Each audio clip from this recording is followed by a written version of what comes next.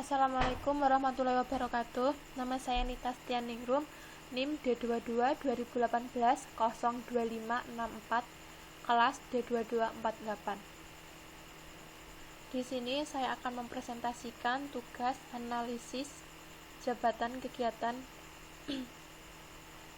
coding indexing. Dari sini diketahui uraian kegiatan pokok coding dan indexing, yaitu mencatat dan meneliti kode penyakit dari diagnosis yang ditulis dokter, kode operasi dari tindakan medis yang ditulis dokter atau petugas kesehatan lainnya, dan kode sebab kematian dari sebab kematian yang ditetapkan dokter. Yang kedua, mencatat pelayanan ke dalam formulir indeks penyakit, indeks operasi atau tindakan medis, indeks sebab kematian, dan indeks dokter sesuai dengan ketentuan mencatat indeks. Yang ketiga, menyimpan indeks tersebut sesuai dengan ketentuan menyimpan indeks. Yang keempat, membuat laporan penyakit atau laporan morbiditas dan laporan kematian atau laporan mortalitas berdasarkan indeks penyakit, indeks operasi, dan indeks sebab kematian.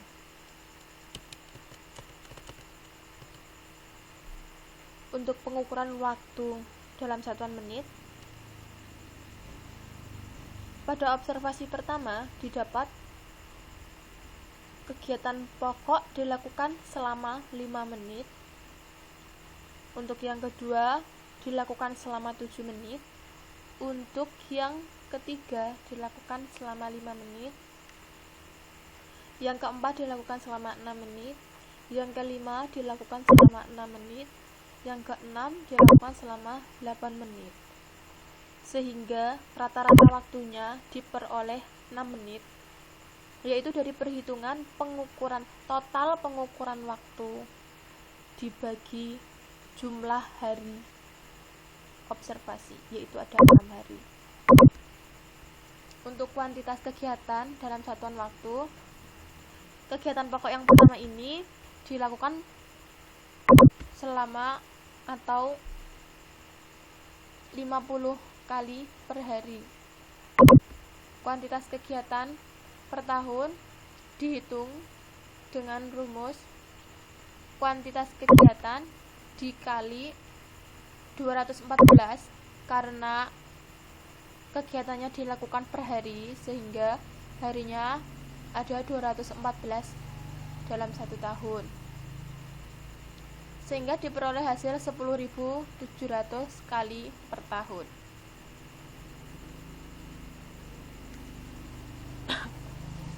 Untuk perhitungan selanjutnya, tugas pokok yang kedua, ketiga, dan keempat masih sama,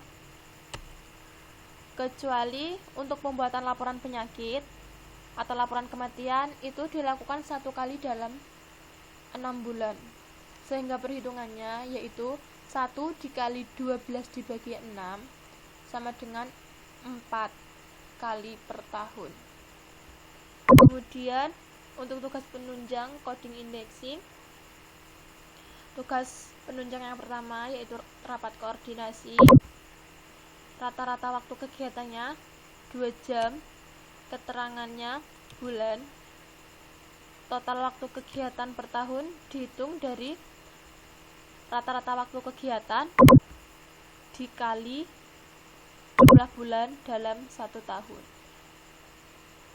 sehingga didapatkan hasil 24 jam per tahun.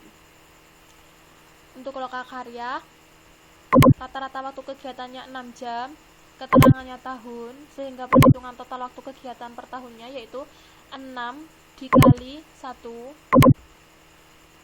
dan diperoleh hasil 6 jam per tahun. Untuk rapat profesi, rata-rata waktu kegiatannya 2 jam, keterangannya semester, total waktu kegiatan per tahunnya diperoleh dari perhitungan 2 dikali 12 per 6 sama dengan 4 jam per tahun. Karena per semester, maka perhitungan total waktu kegiatan per tahunnya 12 dibagi 6. Kemudian untuk pelatihan atau seminar, rata-rata waktu kegiatannya 5 jam, keterangannya semester, sehingga total waktu kegiatan per tahunnya dihitung dengan 5 jam dikali 12 dibagi 6 karena per semester sama dengan 10 jam per tahun. Untuk apel harian, karena keterangannya dilakukan per hari, jadi rata-rata waktu kegiatan 0,5 dikali 214, yaitu hari dalam 1 tahun, sehingga diperoleh hasil 107 jam per tahun. Kemudian observasi jabatannya. Dari kegiatan pokok tersebut yang sudah saya bahas di awal, dapat diketahui kuantitas kerja per satuan waktu tertentu, yaitu 50 kali per hari. Kuantitas tahunannya diketahui 10.700, rata-rata waktu per kegiatannya yaitu 6 menit, dan seterusnya. Untuk perhitungan WKT-nya, diketahui hari kerja efektifnya yaitu 6 hari per minggu atau 312 hari per tahun. Diklatnya 6 hari per tahun. Cuti tahunannya diketahui 12 hari per tahun. Absen atau ketidakhadirannya 8 hari per tahun. Libur nasional 19 hari per tahun. Waktu kerja 6 jam per hari. Untuk perhitungan waktu kerja efektif, dihitung menggunakan rumus waktu kerja ini dikali 75%, sehingga 6 jam per hari dikali 75% didapat 4,5. Hasil kerja tersedia dihitung menggunakan rumus hari kerja efektif, yaitu 312 hari per tahun dikurangi diklat ditambah cuti tahunan, absen atau ketidakharian, kemudian ditambah libur nasional, sehingga hasilnya adalah 267 hari per tahun.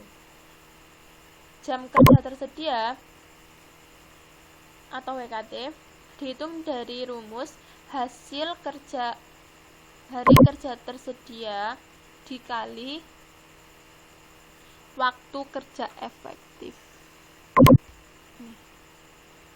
sehingga diperoleh hasil 1.202 jam per tahun. Kemudian perhitungan SPK dari kegiatan pokok, rata-rata waktunya sudah diketahui.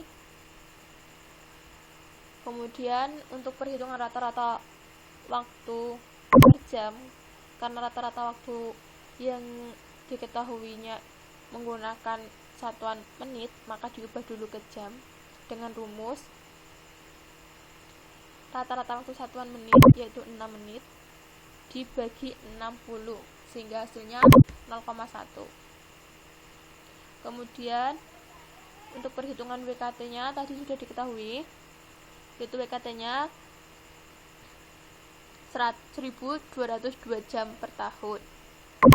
Untuk perhitungan standar beban kerjanya dihitung menggunakan rumus WKT ini, yaitu 1.202 dibagi rata-rata waktu dalam satuan jam, yaitu 0,1, sehingga hasilnya adalah 12.020. Begitupun dengan perhitungan untuk kegiatan pokok yang kedua, yang ketiga, dan yang keempat. Kemudian untuk perhitungan SK,